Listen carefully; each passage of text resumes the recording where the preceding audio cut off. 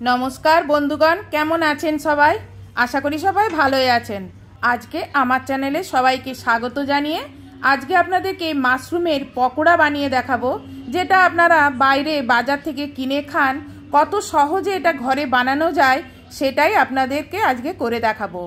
प्रथमे बाजार थेके किने आनलाम 200 ग्राम बटम माशरूम, सेटाके धुए परिष्कार करे नियेछि। एबारे माशरूमगुलो जदि बड़ो थाके ताहले सेगुलो दुखादी करे निलाम, আর যেগুলো ছোট থাকছে সেগুলো গোটাই রেখে দিচ্ছি। দিয়ে এইভাবে প্রথমে মাশরুমগুলো টুকরো করে নিলাম। এবার এর সঙ্গে লাগবে ধনে পাতা, তাই জন্য ধুয়ে প্রথমে পরিষ্কার করে নিয়েছি, দিয়ে জল ঝরিয়ে নিয়েছি। এবার আমি এগুলো ধনে পাতাগুলো কুচি কুচি করে নিলাম। অনেকেই মাশরুম পছন্দ করে না, কারণ মাশরুমকে ব্যাঙের ছাতা বলে। যারা মাছ মাংস ডিম খাচ্ছে না তাদের তাহলে প্রোটিন কিভাবে যাবে? তারা তখন এই মাশরুমের মাধ্যমে শরীরে তাদের প্রোটিনটা এইভাবে যায়। মাশরুমে প্রচুর পরিমাণে প্রোটিন থাকে। এবার আমি কতগুলো কাঁচা লঙ্কাও কুচি কুচি করে নেব, তার জন্য দুটো কাঁচা লঙ্কাকে কুচি কুচি করে নিলাম। কুচানো কাজ যেমন মাশরুম, কাঁচা লঙ্কা আর ধনে পাতা কুচিয়ে নিলাম। এবার একটা ব্যাটার তৈরি করব, তার জন্য একটা বড় কন্টেনার নিলাম। এবার তার মধ্যে প্রথমে নেব 1 বাটি বেসন আর 1/4 বাটি চালের গুঁড়ি। এবার কিছু গুঁড়ো মশলা যেমন জিরে গুঁড়ো, ধনে গুঁড়ো, লঙ্কা গুঁড়ো, হলুদ গুঁড়ো, গোলমরিচ গুঁড়ো, গরম মশলা, আদা রসুনের পেস্ট, কাঁচা লঙ্কা, ধনে পাতা, খাবার সোডা 1/4 চামচ, স্বাদ মতন লবণ আর একটু একটু করে জল দিয়ে একটা গাঢ় ব্যাটার তৈরি করতে হবে। কেননা মাশরুমগুলো যখন ওর মধ্যে মেশাবো তখন যেহেতু এই ব্যাটারের মধ্যে লবণ আছে, তাই মাশরুম থেকে জল বেরিয়ে এই ব্যাটারটা কিন্তু আরও পাতলা হয়ে যাবে। তখন আর এই পকোড়া হিসাবে তেলে আর দেওয়া যাবে না।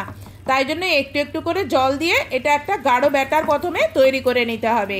আর এটাকে একটু ভালো করে ফেটিয়ে নিতে হবে, কেননা খাবার সোডা দেওয়া আছে, যত ফেটাবেন তত এগুলো ভালো ফুলবে। এবার যে কেটে রাখা মাশরুমগুলো ছিল সে মাশরুমগুলো এই ব্যাটারের মধ্যে দিয়ে দিলাম। দিয়ে এগুলোর গায়ে ভালো করে ব্যাটারটা কোট করে নিলাম। কোট করে আর এগুলোকে কিছুক্ষণের জন্য ঢেকে ম্যারিনেট করতে দেব।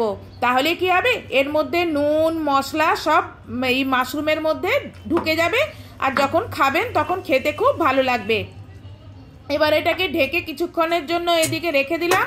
আর অন্যদিকে কড়া একটা গ্যাসে বসিয়ে আর বেশি করে তেল দিয়ে তেলটা গরম হতে দিচ্ছি।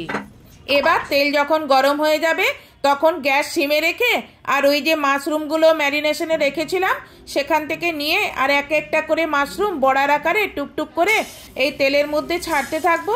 আর হালকা যখন তলাটা ভাজা হয়ে যাবে তখন এগুলোকে আলতো করে উল্টে দেব। আর ধৈর্য ধরে এগুলো একটু করতে হবে, না হলে কিন্তু কড়াই চিটে যাবে। এইভাবে উল্টে পাল্টে যখন গোল্ডেন ব্রাউন হয়ে যাবে তখন এগুলোকে একটা প্লেটে তুলে নেব। দেখবেন এটা পুরো দোকানের মতন, পুরো কি বলবো, পুরো মাংসের মতন টেস্ট হয়। একবার আপনারাও এইভাবে বানিয়ে খান, নিশ্চয়ই ভালো লাগবে। যে মাশরুম খায়নি তারও কিন্তু খুব ভালো লাগবে। আবার আপনাদের সঙ্গে দেখা হবে নতুন কোনো রেসিপিতে। আজকের এই ভিডিওটা আপনাদের যদি ভালো লেগে থাকে তাহলে ভিডিওতে লাইক এবং চ্যানেলে সাবস্ক্রাইব করবেন। আর ফেসবুক থেকে যদি দেখে থাকেন তাহলে ফেসবুকটি ফলো করবেন। দেখুন আমার পকোড়াগুলো কতটা ক্রিস্পি হয়েছে। এবার পকোড়াগুলো সস এবং মেয়োনিজের সঙ্গে পরিবেশন করুন। আবার আপনাদের সঙ্গে নতুন রেসিপিতে দেখা হচ্ছে। আজকের মতো এখানেই ভিডিওটা শেষ করলাম। বাই।